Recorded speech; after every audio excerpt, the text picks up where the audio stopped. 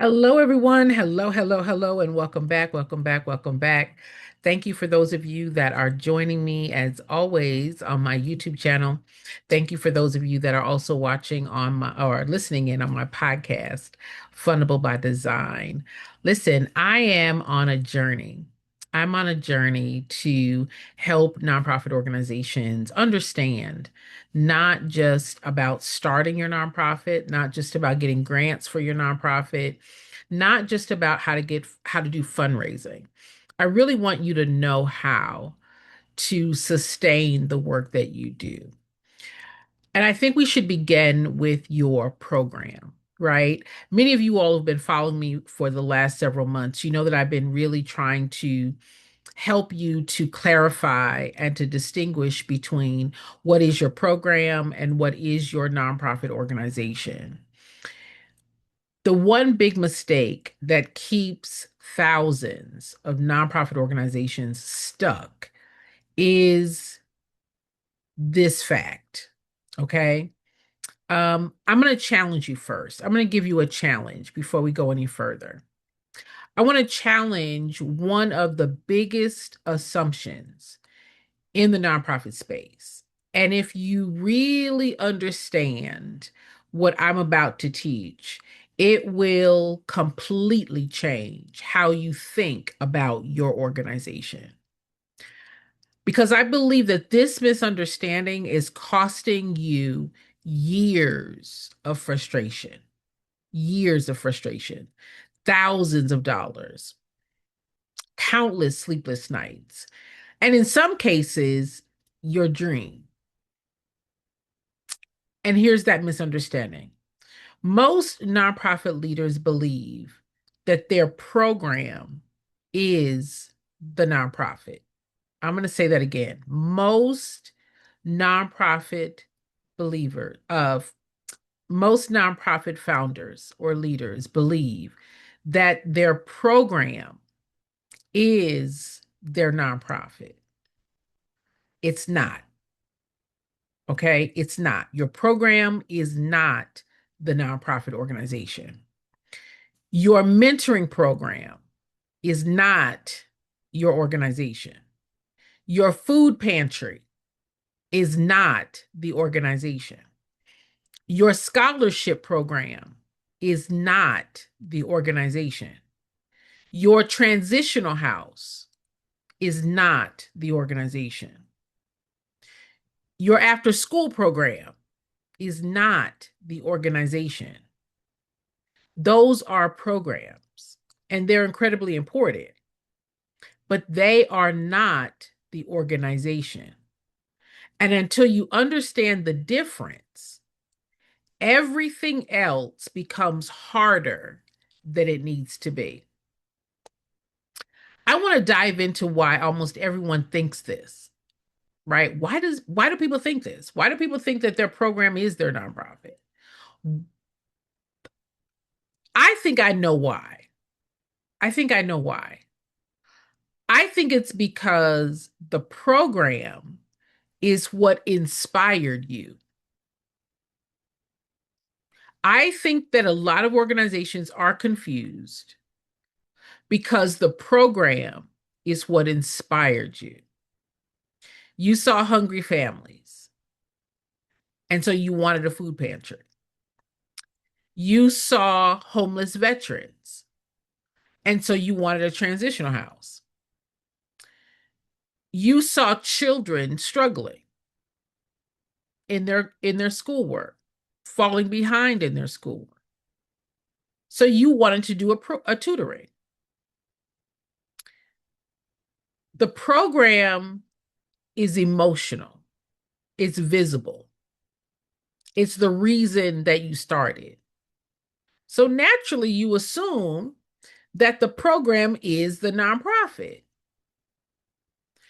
And that's exactly what I would have thought too, if nobody had explained the difference.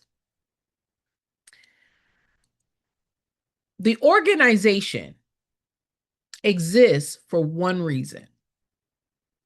The organization has one job: to make sure that the mission continues. That's it. I'm going to say that again. The organization has one job: to make sure the mission continues. Think about that. The organization exists to ensure the program will exist next year. The program is able to exist because of the organization. So the organization exists to ensure the program still exists next year. The program still exists 5 years from now. The program still exists after you retire. The organization protects the mission. That's why it exists. Without the organization, the program will eventually disappear. I want to talk about what the organization actually does. All right. If you guys have been following me around for any amount of months, you guys know that I've been talking about the structure of the organization, the capacity of the organization, how the organization functions. I want to talk about what the organization actually does. Many of you have never stopped to ask, what does the organization actually do? What does the organization actually do? All right. So the program feeds, the program tutors, the program provides after school support, the program gives away backpacks, the programs helps the homeless. That's what the programs do. What does the organization do? Okay. So the organization creates governance. It builds leadership. The organization develops the fundraising systems. It manages the finances. It measures outcomes. It recruits volunteers. The organization builds relationships. It communicates impact. It develops staff. It creates accountability. It plans strategically. The organization builds reserves. It protects compliance. The organization cultivates donors, develops culture. The organization builds sustainability. Do you notice something? Almost none of those things are programmed. Yet every one of them determines whether the program survives.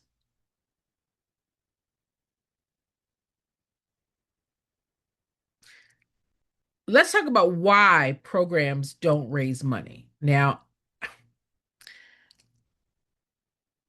I know that out on the internet, you'll hear start a nonprofit, you can get a grant. Start a nonprofit, you can get funding. And that would make sense if you think that the program is the nonprofit, right? But now we've established that the program and the nonprofit are not the same thing. So why don't programs raise money? And this may surprise many of you. All right. Programs don't raise money. Organizations raise money. Let's think about it. Let's just think about it.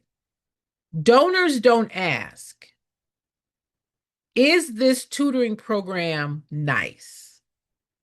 Donors don't ask that. Donors don't ask, is this program nice? No, they ask, who's leading this? Can they steward resources? Can they measure impact? Is there accountability? Can they sustain this work? The donor is evaluating the organization, not just the program. The program creates inspiration. Okay. The program creates inspiration, but the organization creates confidence. And confidence attracts the donation or the investment. Imagine opening a restaurant. Imagine opening a restaurant and someone says, I've created an amazing menu. I've created an amazing menu. That's wonderful. But a restaurant isn't a menu.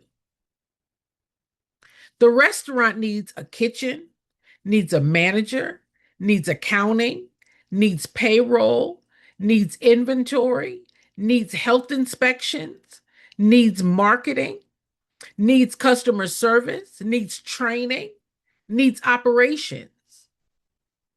Without those things, the best menu in town will fail. The menu is the product. The restaurant is the organization. The same is true for nonprofit organizations. The program is your product. The organization is the enterprise that makes that product possible. And this is what I call the founder's trap. This is what I call the founder's trap. Here's what usually happens. You get the paperwork, right? You fill out the paperwork, you get your 501c3, and then you spend 90% of your energy on the program. You're serving clients, you're buying supplies, you're planning events, you're helping families, you're doing program curriculum, you're handing out flyers, you're doing community outreach. And then you wonder, why can't we find donors? Why isn't fundraising working? Why won't grants fund us? Because the organization hasn't been built. You unintentionally become, hear me now, you unintentionally become the executive director, the fundraiser, the accountant, the HR department, the marketing department, the volunteer coordinator, the program director, the board. The organization becomes completely dependent on one person. And that's not sustainability. That's survival. I want you to imagine it being done right. Imagine something different. Imagine your organization 5 years from today. The board is engaged. The donors are giving consistently. Your financial systems are healthy. Your programs are measured. Your volunteers are trained. Your staff understands their roles. Your partnerships are growing. And you get to take a vacation. And the organization keeps moving. Why? Because you didn't just build a program. You built an organization capable of sustaining the program.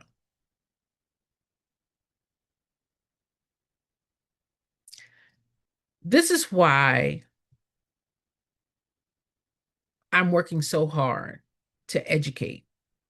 I believe that there is a huge gap in the knowledge area as it relates to why many of you are struggling. You hear me say it every day.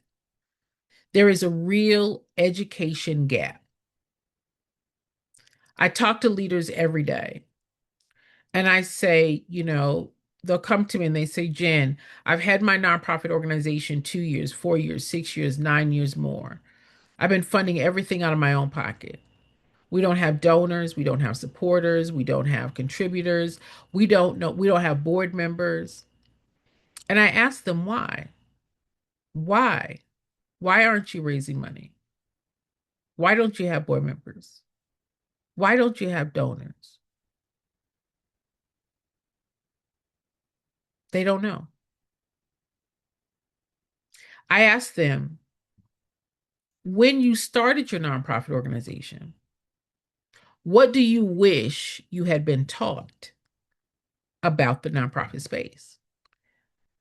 All of them say, I wish I had been taught how to raise money. I wish I had been taught what it takes to run the organization. I wish I had been taught how to find board members that could help the organization grow before I started. For those of you that have gone to the internet and you typed in steps to starting a nonprofit organization, the steps that are listed speak about the paperwork, speak about registering and filing for the status of nonprofit. But it doesn't teach you how to run it. It doesn't teach you how to fundraise. It doesn't teach you how to get boards. It doesn't teach you how to get partners. It doesn't teach you how to why people give. It doesn't teach you how to sustain the organization so that the program can grow. And this realization is exactly why I created my capacity framework, because you all don't need another checklist on how to file paperwork. You need a framework. You need a roadmap. You need a step by step. You need knowledge and clarity, understanding that teaches you how organizations actually function.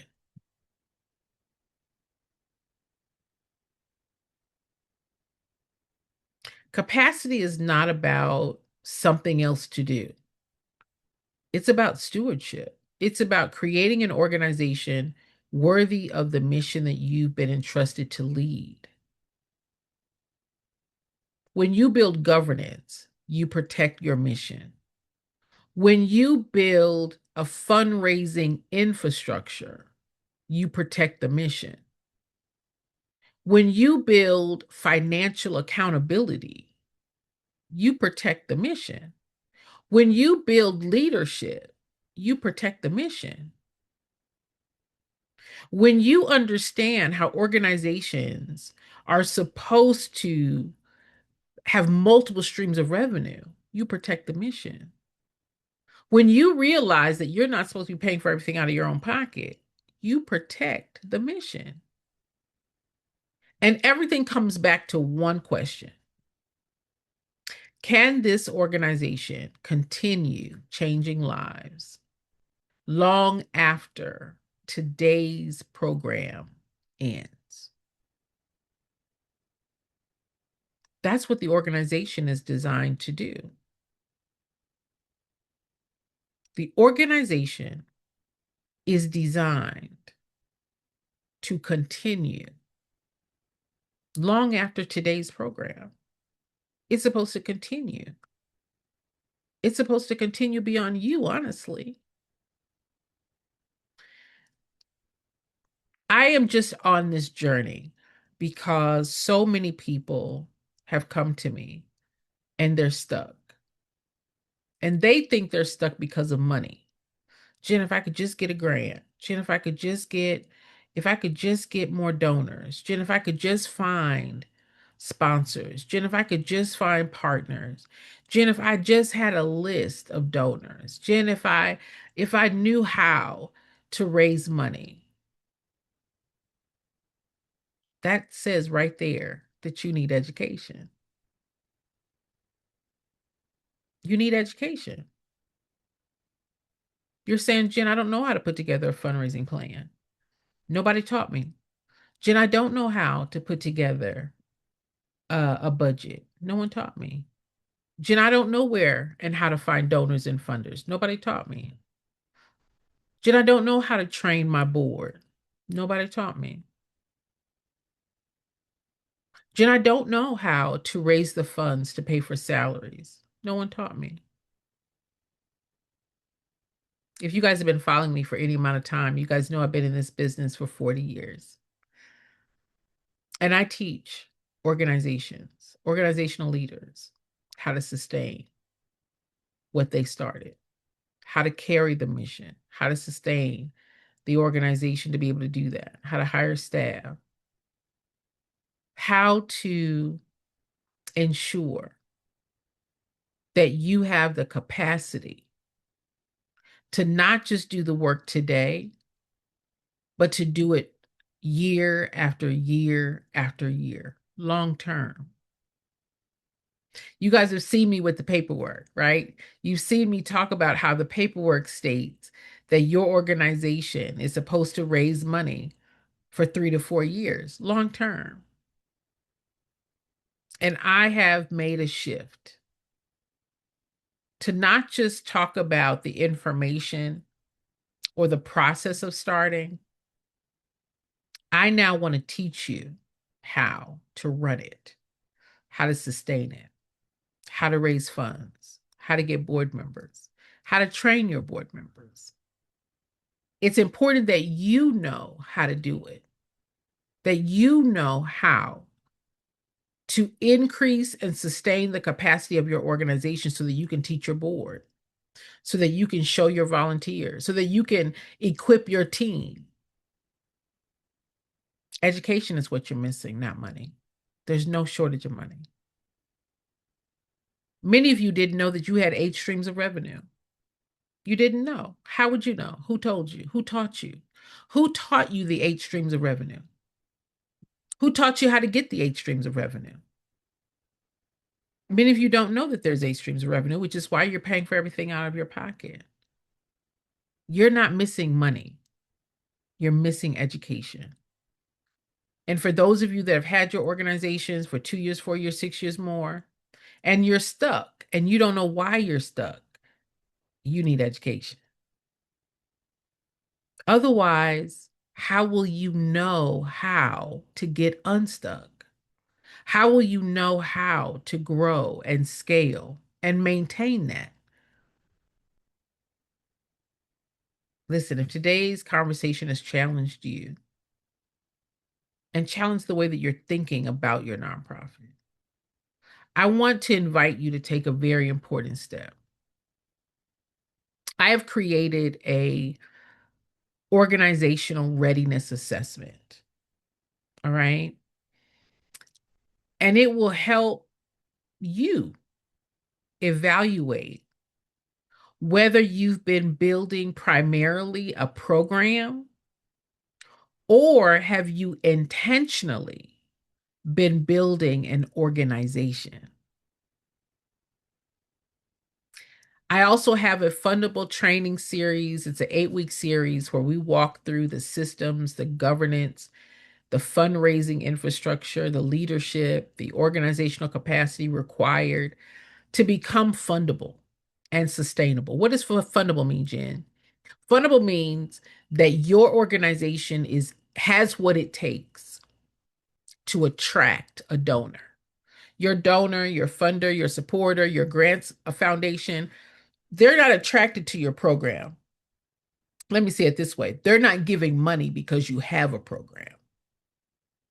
They're giving money and will continue to give the money, becoming regular donors, monthly donors, major donors, because they trust your organization's capacity. They're not giving or donating because you have passion. They're not giving and donating because of what you want to start. They're giving and donating because they trust and can entrust the organization with their donation, with their investment, with their contribution. I'm going to leave you with this one thought. Programs change lives. Organizations protect programs. Without the program, people lose a service. Without the organization, communities lose hope. Don't spend your life building a program that disappears when you can build an organization that continues serving long after you're gone.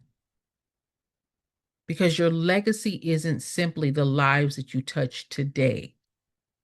Your legacy is the organization you leave behind that continues touching lives for generations. That's why I say capacity creates funding. But I'll add something else. Capacity protects the mission.